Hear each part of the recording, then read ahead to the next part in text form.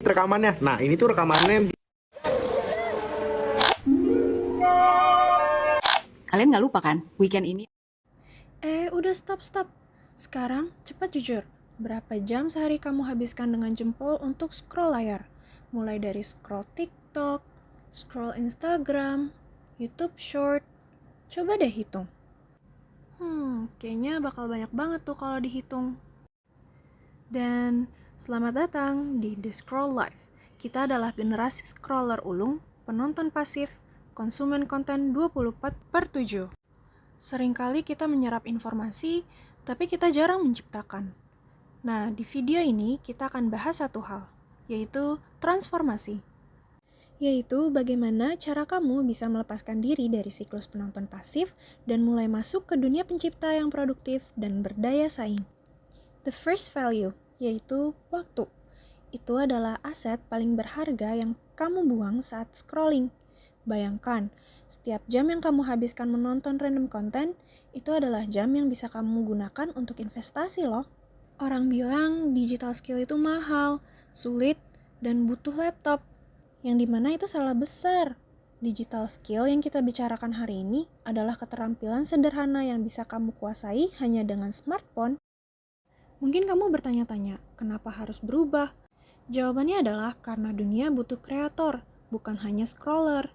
Ini bukan hanya soal cari uang, tapi soal portofolio dan pikiran kritis.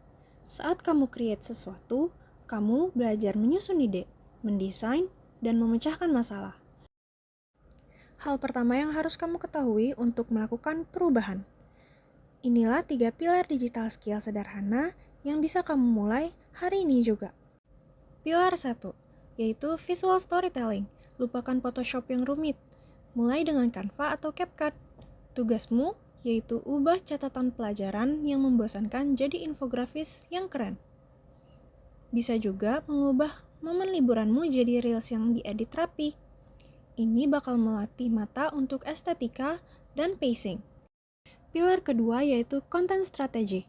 Ini bukan cuma konten, ini adalah kemampuan mencari tahu. Apa sih yang orang butuhkan? Sebelum create, lakukan riset kecil. Apa pertanyaan yang sering muncul di grup belajarmu? Kamu belajar research dan strukturisasi. Yang ketiga yaitu basic productivity. Gunakan digital tools untuk mengoptimalkan hidupmu.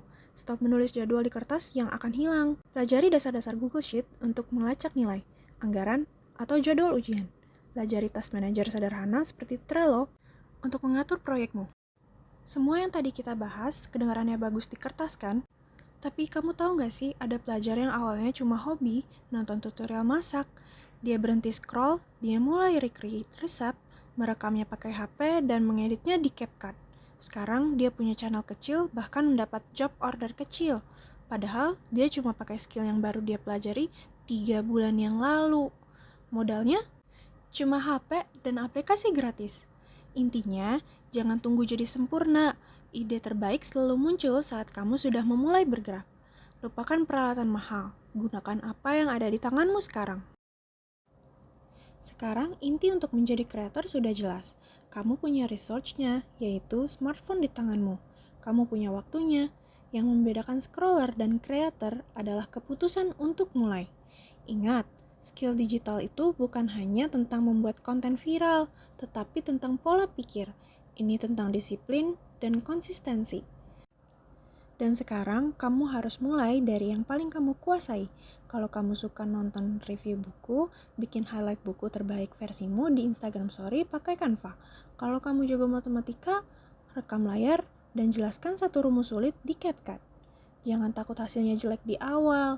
Karya pertama semua kreator itu buruk. Tapi itu adalah draft yang membawamu ke karya yang jauh lebih baik. Kegagalan itu feedback gratis. Dan sekarang, waktunya sudah cukup untuk menjadi penonton. Saatnya menjadi pemain. Saatnya lepas dari dunia scroller dan masuk ke dunia kreator. From scroll to skill.